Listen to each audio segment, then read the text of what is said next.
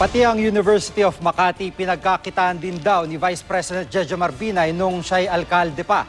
Yan ang aligasyong tinalakay kanina sa pagpapatuloy ng pagdinig ng Senado kaugnay ng mga di umano'y anomalya sa Makati. May report si Jam Sisante. Kumikita umano si Vice President Jejomar Binay mula sa tuwesyon na sinisingil sa University of Makati College of Nursing. Ayon yan sa pinakahuling alegasyon ni Attorney Renato Bondal.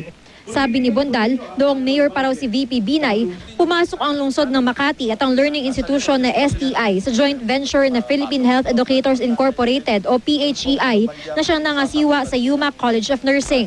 Pero kahit hindi na raw mayor si Binay, ay nakalista pa rin siya bilang chairman ng UMac. 2014 submission to, si Jejomar Binay po, at nakakatawa yung address.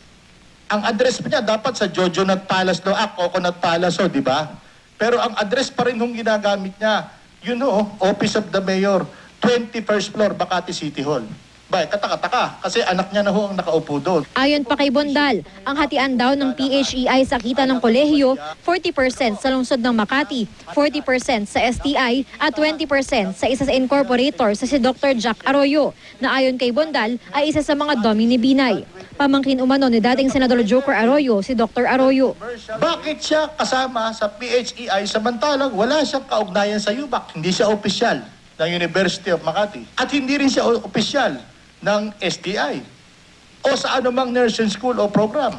Ang sagot po, si Mr. o Dr. Jack Arroyo ay nominee dummy ni VP Jejomar Binay sa PHEI. Patuloy na sinisikap ng GMA News na makunan ng pahayag ang mga Arroyo, PHEI at STI. Pero ang kampo ni Binay itinanggi ang mga alegasyon. Nagbitiw na raw si Binay bilang opisyal ng PHEI noong 2010. Yung participation ni Vice President Binay dyan as Mayor of Makati is in an ex officio capacity. Dividends of the shareholdings are all accounted for. Wala ho tayong pag-uusapan dyan. Talagang yan ho ay accounted for up to the last centavo. Yan ho ay nakinabang dyan ang City of Makati. Pumasok daw sa joint venture ang Makati kasama ang STI at grupo ng mga doktor na pinamumunuan ni Dr. Arroyo dahil nagbibigay sila ng makabuluhang training sa cutting edge ng mga pasilidad. Do they have any evidence to show na dami nga? Anong pwede mong sabihin na basihan naman para sabihin dami ito? Kasi, ayun na naman, si Dr. Arroyo, dating nakaupo po yan sa board ng PhilHealth. Yan po ang founder ng American Eye Correction Center.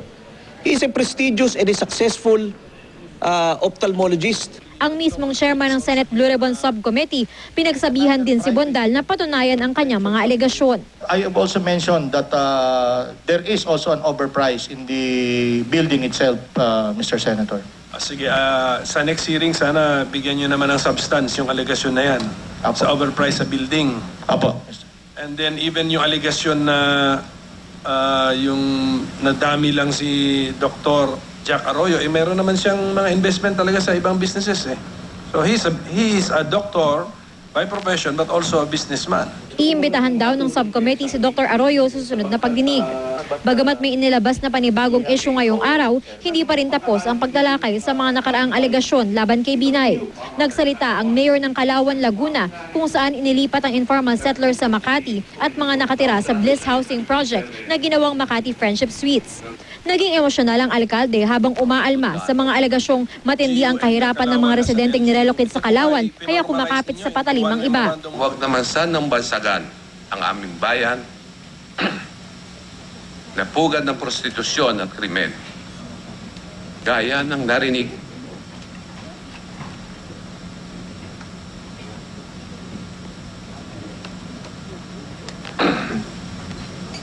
narinig namin sa media.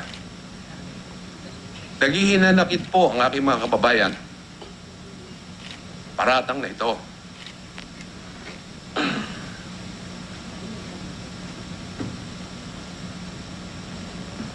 Katunayan po, ang mga taga-Calauan ay law-abiding at masipag. Patuloy naman daw na sinisikap ayusin ang antas ng pamumuhay sa relocation sites. Nauna nang pinabulaanan ng kampo ni Binay ang alegasyon ni Bondal na overpriced ang relocation project sa Calauan. Jam Sisante, GMA News.